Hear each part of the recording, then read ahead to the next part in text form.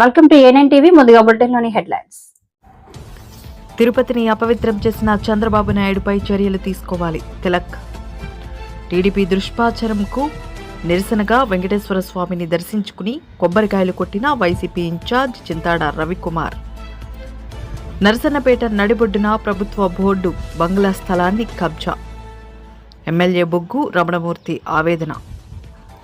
కోటబొమ్మాలి మండలం లక్కందిడ్డిలో మంత్రి అచ్చెన్నాయుడు ఎన్టీఆర్ భరోసా పెన్షన్లు పంపిణీ.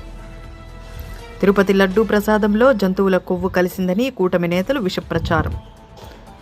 వైసీపీ ప్రచారం పూర్తిగా అసత్యం. మంత్రి పయ్యావుల కేశవ్. నర్సీపట్నంలో మాజీ ఎమ్మెల్యే ఉమాశంకర్ గణేష్ శనివారం ఉదయం కల్తీ నెయ్యి ఘటనపై నిరసన. పాయక్రోపేటలో నూతనంగా మెయిన్ రోడ్డు విస్తరణ పనులకు శంకుస్థాపన చేసిన రాష్ట్ర హోంమంత్రి. తిరుపతిని అపవిత్రం చేసిన చంద్రబాబు నాయుడుపై చర్యలు తీసుకోవాలి. తిలక్ వెంకటేశ్వర స్వామిని రాజకీయాలకి ఉపయోగించుకుని భక్తుల మనోభావాలను దెబ్బతీసిన చంద్రబాబు, పవన్ కళ్యాణ్ వాస్తవాలు వెలుగు చూసిన దుష్ప్రచారాలు మానని కూటమి నాయకులకు బుద్ధి ప్రసాదించాలని టెక్కలి వెంకటేశ్వరుని గుడిలో పూజలు నిర్వహించిన తిలక్, వైఎస్ఆర్సీపీ నాయకులు. కోసం ఆ దేవుని ఉండటం వల్లే ఈ ఆంధ్రప్రదేశ్ కి వెలుగొచ్చిందని చెప్పి ఆంధ్రప్రదేశ్ లో ప్రజలే కాదు ప్రపంచంలో ఉన్న ప్రజలందరూ కూడా కోరుకునే సందర్భం. అలాంటి దేవాలయంలో లడ్డూని ఒక భూతద్దంలో పెట్టి లడ్డూలో కలుషితం చేరింది. కొవ్వు, పశువుల తాలగా కొవ్వు, పందుల తాలగా కొవ్వు, రకరకాలైన క్రిమి సంహారక మందులు యాడయ్యి అని చెప్పి ప్రచారం చేశారు. ప్రజల్ని నమ్మించడానికి అనేక ప్రయత్నాలు చేశారు. ఈరోజు మీరు అధికారంలో ఉన్నారు. మీ ప్రభుత్వం ద్వారా మీరు కోరితే, అలాగే ఆనాడు టీటీడీ చైర్మన్లుగా వ్యవహరించిన సుబ్బారెడ్డి గారు కానీ, కరుణాకర్ రెడ్డి గారు కానీ గత ప్రభుత్వంలో టీటీడీ చైర్మన్లుగా చేసిన వాళ్ళు బహిరంగంగా వెంకటేశ్వర సాక్షిగా పిల్లలతో సహా వెళ్ళి ప్రమాణం చేసి మరి దీనిపైన నిశ్చితమైన ఎంక్వైరీ జరగాల, సిట్ అధికారులతో ఎంక్వైరీ జరగాల, సుప్రీంకోర్టు న్యాయమూర్తితో ఎంక్వైరీ జరగాల, ఏ సంస్థతో ఎంక్వైరీ చేసినా వాస్తవాలను బహిర్గతం చేయమని కోరడం జరిగింది. దానికి అనుకూలంగా కేంద్ర ప్రభుత్వం స్వయంగా కేంద్రంలోనే డీజీపీ స్థాయి అధికారిని నియామకం చేసి స్వయంగా పంపించి సిట్ అనే అధికారులతో 8 మందితో కమిటీ వేసి గడిచిన సంవత్సరంన్నర కాలం నుంచి అన్ని విధాలుగా ఎంక్వైరీ చేసి వాళ్ళు నిన్న ఛార్జ్ షీట్లో స్పష్టంగా నమోదు చేశారు. ఈ రాష్ట్రంలో ఈ ప్రచారం దుర్మార్గమైన ప్రచారం, తప్పుడు ప్రచారం.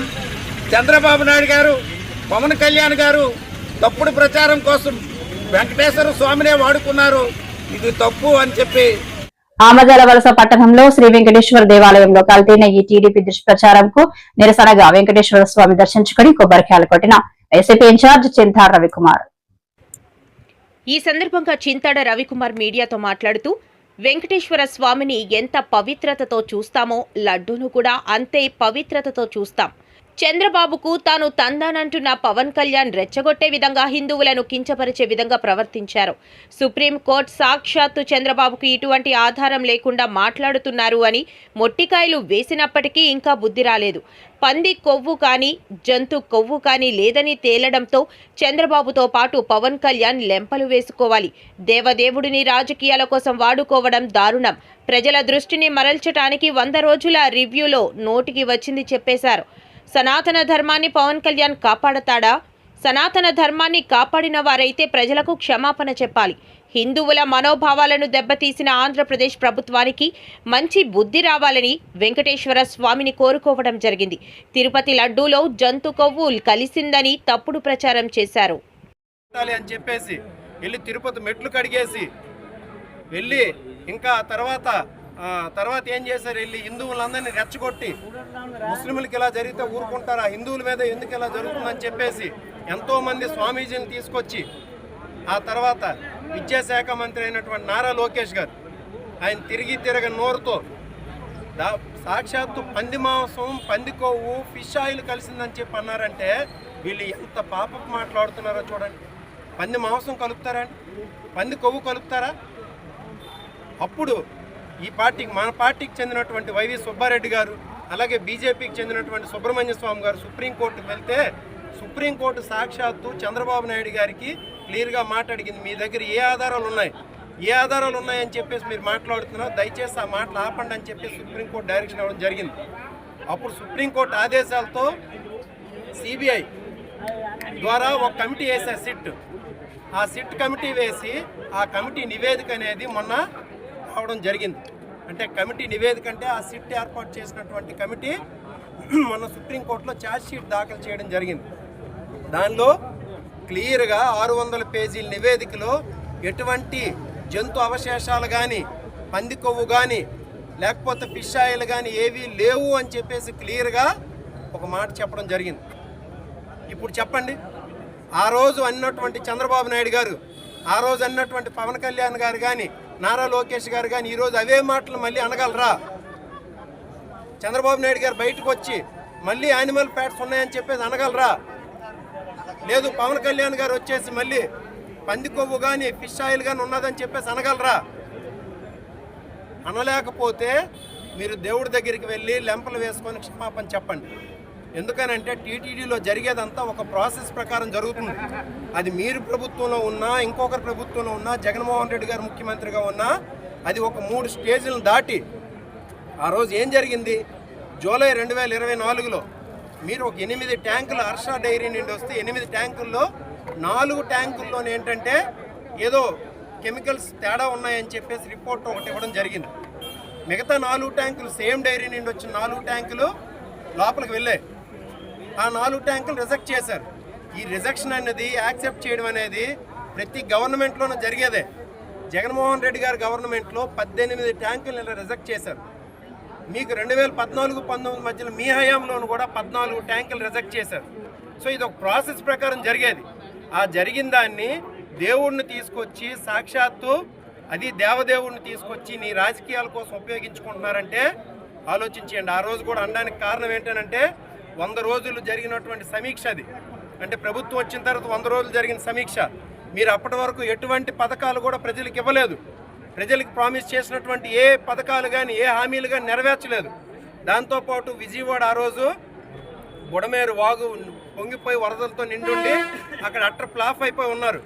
ప్రజల దృష్టిని మరల్చాలనే ఒక ఆలోచనతో దాదాపు నరసన్నపేట నడిబొడ్డున ప్రభుత్వ బోర్డు బంగ్లా స్థలాన్ని కబ్జా చేస్తున్నారని, దీనిపై అధికారులు చర్యలు తీసుకోవాలని ఆదేశించిన ఫలితం శూన్యమని ఎమ్మెల్యే బొగ్గు రమణమూర్తి ఆవేదన వ్యక్తం చేశారు. శనివారం నరసన్నపేట కార్యాలయంలో ఆయన మాట్లాడారు. గారి దృష్టిలో పెట్టడం జరిగింది, ఎండిఓ గారి దృష్టిలో పెట్టడం జరిగింది, ఈఓ పంచాయతీ దృష్టిలో పెట్టడం జరిగింది. ప్రభుత్వ ఆస్తుల్ని పరిరక్షించవలసిన బాధ్యత అధికారులపైన ఉంది. దానిపైన చర్య తీసుకోకపోవడం నాకు కలిపి బాధగా ఉంది. గత ప్రభుత్వంలో, వైసీపీ ప్రభుత్వంలో పార్కుని ధ్వంసం చేసి ఆక్రమణ చేయడానికి చూస్తే దాన్ని ప్రజలు అడ్డుకున్నారు. దానిపైన పోలీస్ కేసులు కలిపి పెట్టి ఛార్జ్ షీట్ వేస్తే కోర్టు నుంచి ఆ ఛార్జ్ షీట్ మాయమైపోయింది. తర్వాత దాని మీద అతి లేదు, గతి లేదు. ఓ శాసనసభ్యుడిగా ఎన్నిసార్లు చెప్పినప్పుడు కలిపి అధికారుల్లో స్పందన లేదంటే దాన్ని నేనేమనుకోవడమో నాకు తెలియడం లేదు. దీని మీద ఒకరి మీద బాధ్యత కాదు, జిల్లా స్థాయి నుంచి గ్రామ స్థాయి ఉన్న వరకు అధికారులు అందరి మీద బాధ్యత ఉంది. ఒక శాసనసభ్యుడిగా నేనెంత ఆవేదనను నిన్ను వ్యక్తపరిచినప్పటికీ చలనం లేదంటే నాకు చాలా సిగ్గుగా కలిపి ఉంది.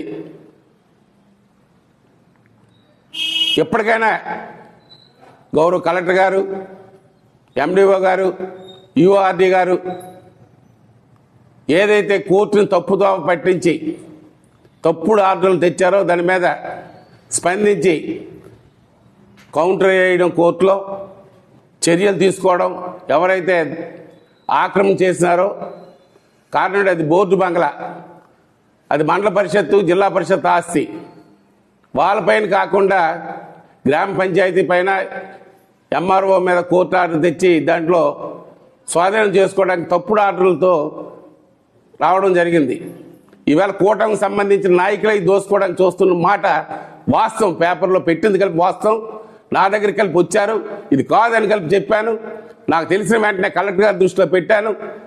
అలాగే మొన్న జరిగిన సంఘటన కలిపి ఎండిఓ గారి దృష్టిలో పెట్టి పోలీస్ కంప్లైంట్ కలిపి ఇవ్వమని నేను చెప్పడం జరిగింది.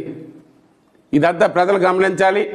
నా ఆవేదన కలిపి అధికారులు స్పందించాలి. కోటబొమ్మాలి మండలం లంకంరెడ్డిలో మంత్రి అచ్చెన్నాయుడు శనివారం ఎన్టీఆర్ భరోసా పెన్షన్లు పంపిణీ చేశారు. ఎన్నికల్లో ఇచ్చిన హామీల ప్రకారం ప్రతి పథకం ప్రజలకు అందించడం జరుగుతుందన్నారు. రానున్న రోజుల్లో అర్హత కలిగిన వారందరికీ పెన్షన్లు మంజూరు చేస్తామన్నారు.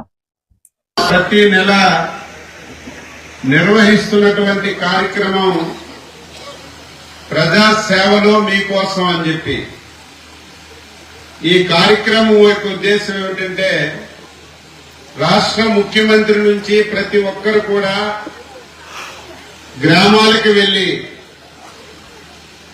ఏదైతే ప్రభుత్వం ప్రతి నెల 64 లక్షల మందికి 2,500 కోట్ల రూపాయలు పింఛన్లు ఇస్తున్నామో అవన్నీ గ్రామానికి వెళ్లి ఇంటింటికి వెళ్లి పంపిణీ చేయాలనే ఉద్దేశంతోనే ఈ కార్యక్రమం పెట్టాం.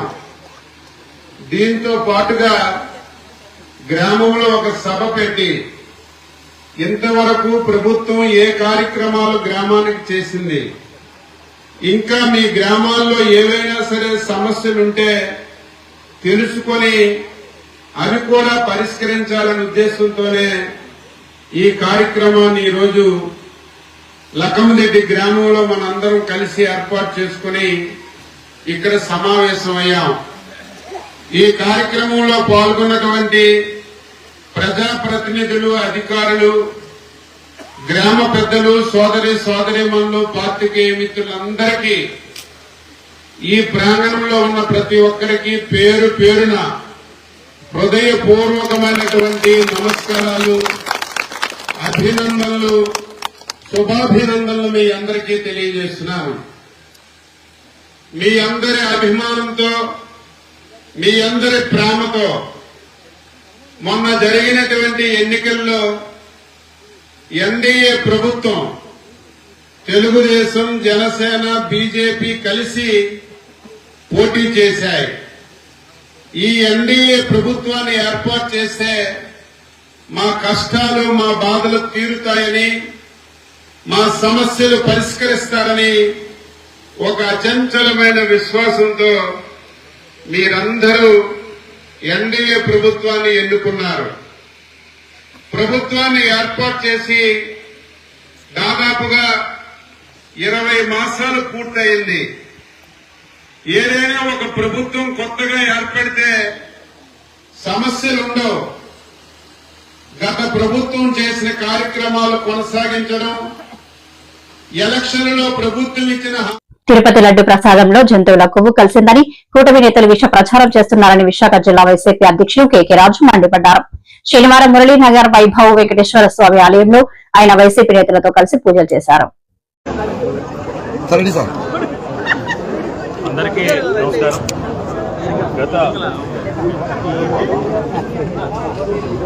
గతంలో ఈ రాష్ట్రంలో మొన్న అధికారంలోకి వచ్చిన తర్వాత ముఖ్యమంత్రి చంద్రబాబు నాయుడు గారు ఎన్నికలకు ముందు ఏ విధంగా అయితే వైఎస్ఆర్ కాంగ్రెస్ పార్టీ మీద లేనిపోని అబద్ధాలన్నీ కూడా మోపి అబద్ధాలతో, అసత్యాలతో, తప్పుడు ప్రచారాలతో ప్రజలు ఆశావాదాన్ని అవకాశంగా తీసుకుని ప్రజల్ని మభ్యపెట్టి, ఆశ పెట్టి అధికారంలోకి వచ్చిన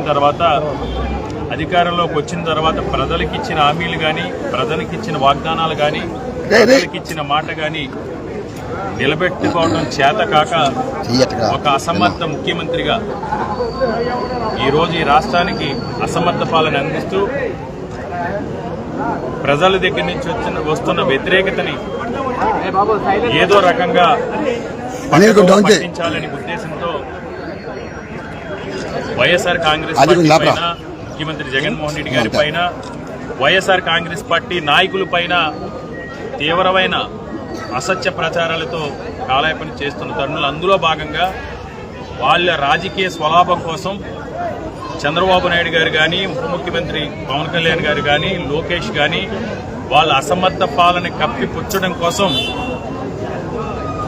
ప్రపంచ దేశాల్లో ఉన్న కోట్లాది మంది భక్తుల విశ్వాసాన్ని, నమ్మకాన్ని, భక్తిని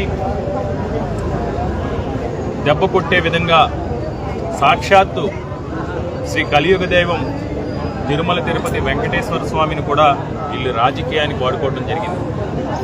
ముఖ్యంగా చాలా దుర్మార్గంగా భక్తుల మనోభావాలు దెబ్బతినే విధంగా, భక్తుల విశ్వాసాలు దెబ్బతినే విధంగా వీళ్ళ రాజకీయ స్వలాభం కోసం పవిత్రమైన తిరుమల తిరుపతి ప్రసాదం అందరూ కూడా ప్రపంచవ్యాప్తంగా తిరుపతి లడ్డు అంటే లడ్డు యొక్క ప్రాముఖ్యత కానీ, లడ్డు యొక్క పవిత్రత కానీ, ఆ ప్రసాదం మీద ఉన్న విశ్వాసం కానీ మనందరికీ కూడా తెలిసింది. ఎవరు తిరుపతి అయినా సరే లడ్డు ప్రసాదం కోసం, దాన్ని వాళ్ళ లడ్డు ప్రసాదంలో కూడా నెయ్యిలో చాలా దుర్మార్గంగా వీళ్ళు చంద్రబాబు నాయుడు గారు కానీ, పవన్ కళ్యాణ్ గారు కానీ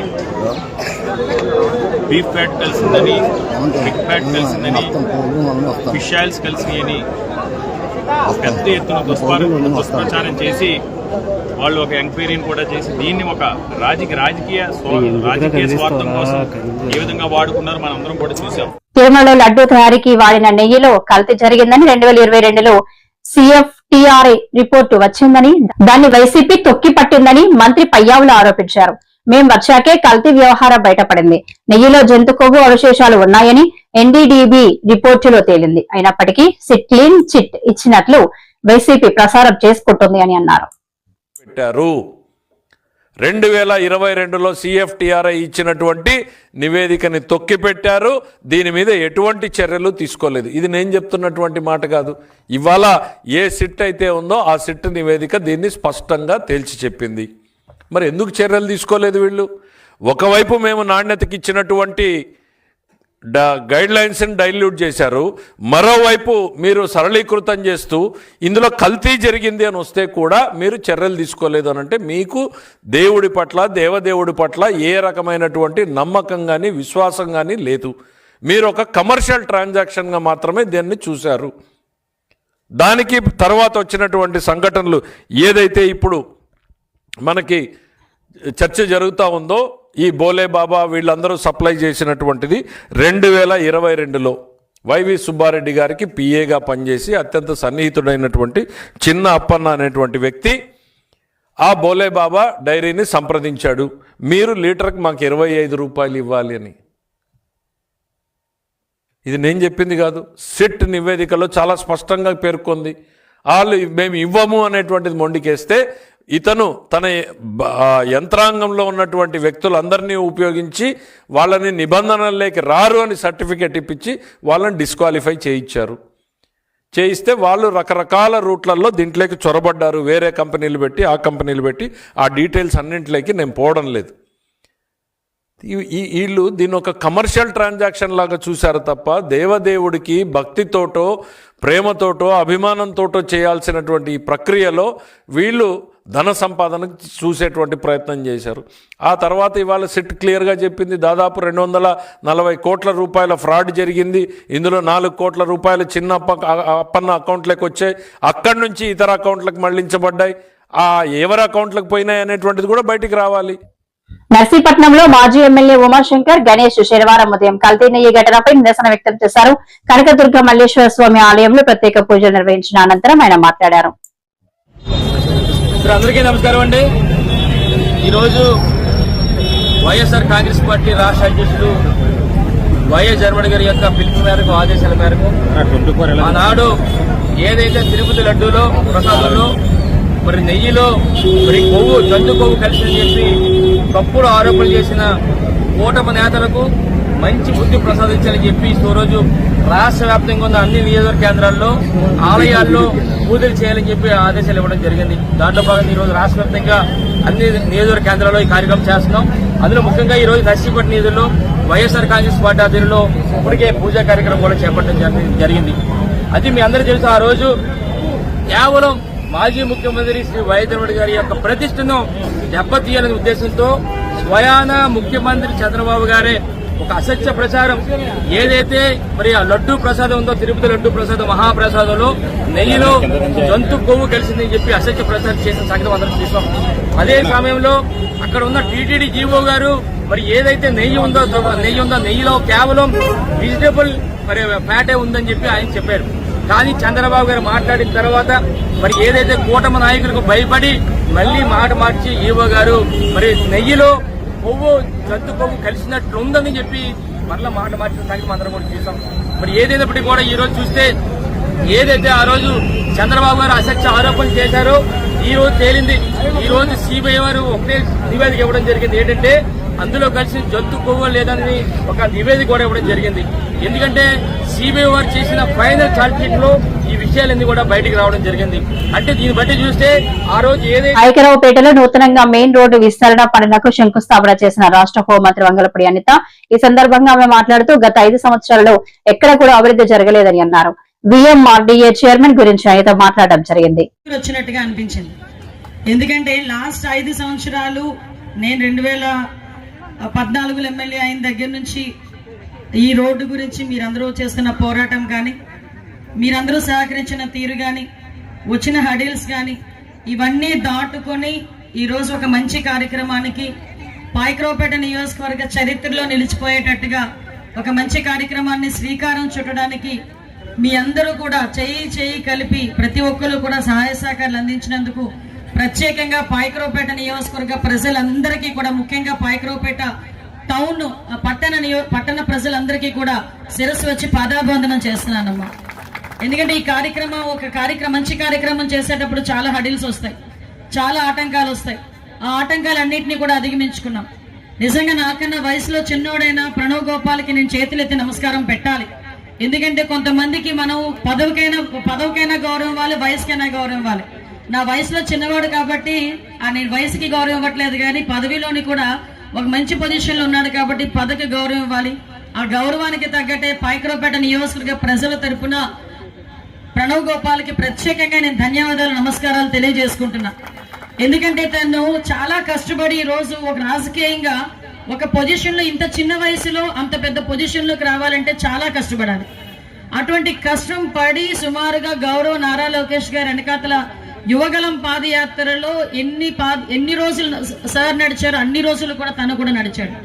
అదే కాకుండా అంతకు ముందు కూడా ఎక్కడైనా ఒక చిన్న యాజిటేషన్ జరిగితే ఫస్ట్ మాకు వచ్చిన న్యూస్ ఏంటంటే ప్రణవ్ గోపాల్ అరెస్ట్ అని వచ్చేదన్నమాట. ఫస్ట్ స్క్రోలింగ్ కూడా మాకు అంటే ఎక్కడ కూడా స్టూడెంట్ వింగ్ అసోసియేషన్ కి అధ్యక్షుడిగా చేసిన తర్వాత ఎక్కడ చిన్న అన్యాయం జరిగినా స్టూడెంట్స్ కి కానీ పార్టీకి సంబంధించి కానీ అక్కడ నేను ఉన్నాను అని చెప్పి వెళ్ళటమే కాకుండా వాళ్ళకు భరోసాగా నించునేవాడు. మేమెక్కడైనా పోరాటం చేస్తే నేను వస్తానని చెప్పి తన టీంతో పాటు వచ్చి నుంచునేవాడు. అలా కష్టపడి ఈ రోజు ఒక మంచి పొజిషన్ లోకి రావటమే కాకుండా, ఒక మంచి పొజిషన్ లోకి రావటం ఒక ఎత్తు అయితే దాన్ని నిలబెట్టుకోవడం చాలా పెద్ద పని. దాన్ని నిలబెట్టుకోవడంలో కూడా ఈ రోజు అబ్బాయి సస్టైన్ అయ్యి పెద్దలందరూ, అంటే వైజాగ్ లో సీనియర్ మోస్ట్ ఎంతమంది ఉంటారో ఒకసారి మీరు ఆలోచించండి. 3 జిల్లాలకి సంబంధించిన విఎంఆర్డీఏ, అలాంటి 3 జిల్లాలకి సంబంధించిన విఎంఆర్డీఏలో సీనియర్ మోస్ట్ ఎమ్మెల్యేలు కానీ మంత్రులు కానీ ఎంతమంది ఉంటారు? వాళ్ళందరినీ కూడా ఈ రోజు ఒక రకంగా చెప్పాలంటే వాళ్ళందరితో కోఆర్డినేషన్ తో ముందుకెళ్తూ ఈ రోజు ఒక మంచి పేరుతో ముందుకు నడుస్తున్న మన ప్రణవ్ గోపాల్కి మళ్ళీ ఒకసారి నేను మనస్ఫూర్తిగా పాయకరావుపేట నియోజకవర్గం తరఫున నేను ధన్యవాదాలు తెలియజేసుకుంటూ, అదేవిధంగా మనందరికి కూడా విఎంఆర్డీఏ వీసీ గారు తేజ్ భరత్ గారు IAS